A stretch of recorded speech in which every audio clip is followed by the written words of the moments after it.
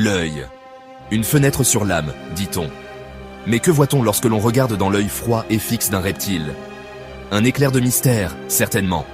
Mais saviez-vous que certains reptiles peuvent littéralement renaître de leurs cendres? Ou presque? Préparez-vous à plonger dans un monde de survie extrême, de reproduction extraordinaire et de capacités sensorielles qui défient l'imagination. Alors que les dinosaures régnaient en maîtres, les reptiles, plus petits et plus adaptables, ont prospéré dans l'ombre des géants. Ils ont survécu à des catastrophes naturelles qui ont anéanti des espèces entières, s'adaptant à des changements climatiques radicaux et à des bouleversements géologiques. La disparition des dinosaures a marqué la fin d'une ère, mais pour les reptiles, ce fut une nouvelle opportunité. Libérés de la concurrence des géants, ils se sont diversifiés et ont évolué, colonisant tous les continents et s'adaptant à une variété d'habitats, des océans au désert. Aujourd'hui, les tortues, les crocodiles et les lézards que nous connaissons sont les descendants directs de ces survivants préhistoriques. Les fossiles de tortues datant de plus de 200 millions d'années témoignent de leur incroyable résilience. C'est une histoire de survie extraordinaire, une lignée ininterrompue qui relie notre monde moderne à un passé lointain et fascinant.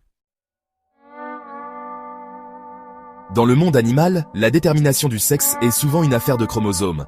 Mais chez de nombreux reptiles, c'est la température qui joue un rôle crucial, influençant le développement des embryons et déterminant le sexe des nouveau-nés. Imaginez un nid de tortue marine, niché dans le sable chaud d'une plage tropicale. Si la température du nid est élevée, les œufs donneront naissance à des femelles. Si la température est plus basse, ce sont des mâles qui verront le jour. Ce phénomène, appelé détermination sexuelle thermosensible, est une adaptation fascinante qui permet aux reptiles de réguler le ratio sexe de leur population en fonction des conditions environnementales. Dans un environnement chaud, une plus grande proportion de femelles est avantageuse, car elles peuvent pondre davantage d'œufs, assurant ainsi la survie de l'espèce. Cette adaptation remarquable témoigne de la capacité des reptiles à s'adapter aux changements de leur environnement. La plupart des reptiles pondent des œufs. Mais certaines espèces de reptiles ont évolué pour donner naissance à des petits déjà formés. Une stratégie reproductive fascinante appelée viviparité. Imaginez un serpent, se déplaçant silencieusement à travers la végétation dense. À l'intérieur de son corps, des embryons se développent, non pas dans des œufs, mais nourris directement par la mère, comme chez les mammifères. Les femelles vivipares peuvent réguler la température interne de leurs embryons en se déplaçant entre les zones chaudes et froides, assurant ainsi un développement optimal. De plus, les embryons vivipares sont protégés des prédateurs à l'intérieur du corps de leur mère, augmentant ainsi leurs chances de survie.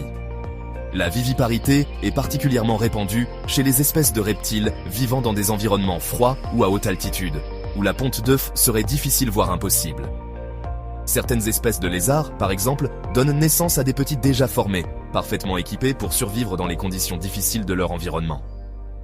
La viviparité est un exemple fascinant de la diversité des stratégies reproductives dans le règne animinant.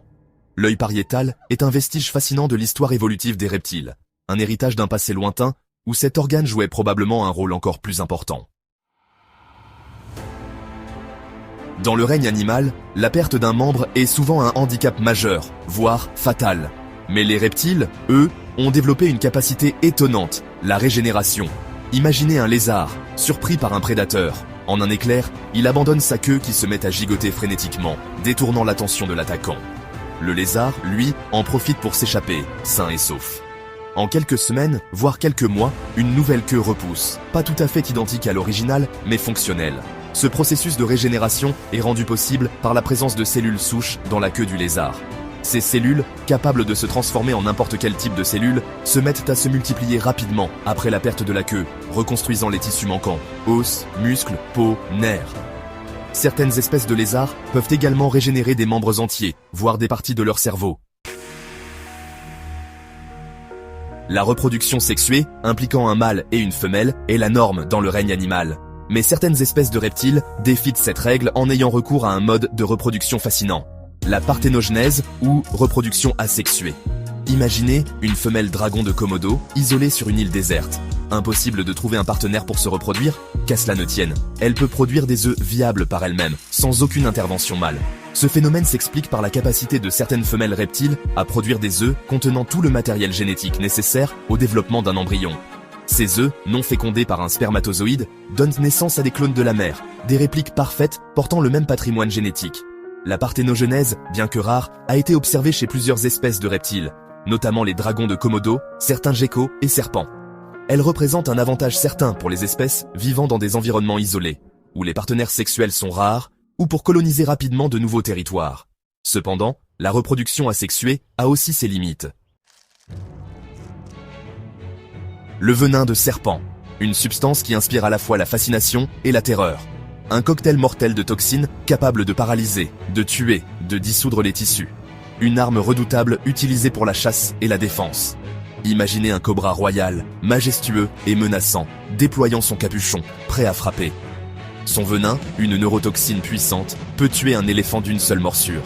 Heureusement, toutes les espèces de serpents venimeux ne sont pas aussi dangereuses pour l'homme. Certaines, comme le serpent corail, possèdent un venin extrêmement toxique, mais leurs crochets courts et leur petite taille limitent les risques d'envenimation grave.